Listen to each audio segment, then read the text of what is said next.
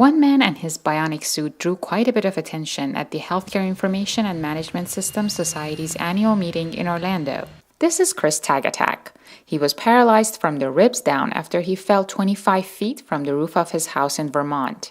During early stages of his recovery, he learned about the Bionic suit. The device is actually battery powered by lithium-ion batteries. There is a computer that consumes the backpack. Basically, then the battery supplies the motors that are at the hips and the knees that actually then drive the leg forward. The motors can give anywhere from 100 to 0% of the power that the person needs. The suit was initially built to help military personnel carry heavier loads. It is now being modified for use at some rehab hospitals to help patients who are paralyzed because of trauma, stroke, or a neurological condition. For me, it's still a workout tool. For me, it's like going to the gym. I put it on, I take a few thousand steps a day, try and stay healthy. It's not at the point where I'm going to strap it on and go down to the supermarket and buy groceries. Bionics is not the only exoskeleton company.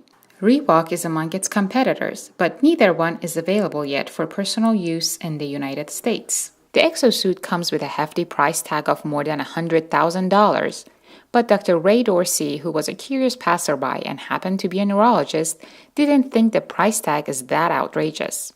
All new technologies are expensive. If you think there are pharmaceuticals, medications out there that cost in excess of $100,000 a year, just having a device that's at a similar price point that can enable people walk that otherwise can't, to me is just a step in the right direction. And over time, prices are only going to get less expensive, and these technologies are going to become only better, smaller, lighter, and easier to use. The company says that the suit offsets some of the healthcare costs. For example, instead of 3 therapists, the patient will need the help of only 1.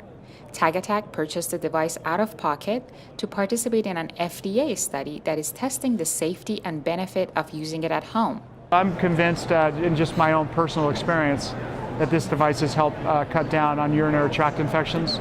I've also regained some of my abdominal muscles below my injury level.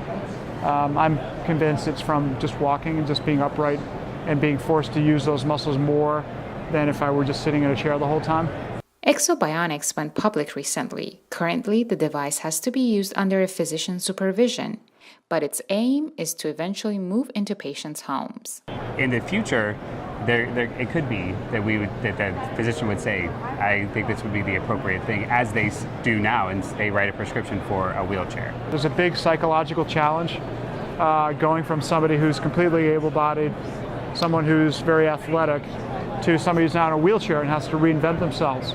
And being in the exo, number one, being at eye level is a big psychological boost.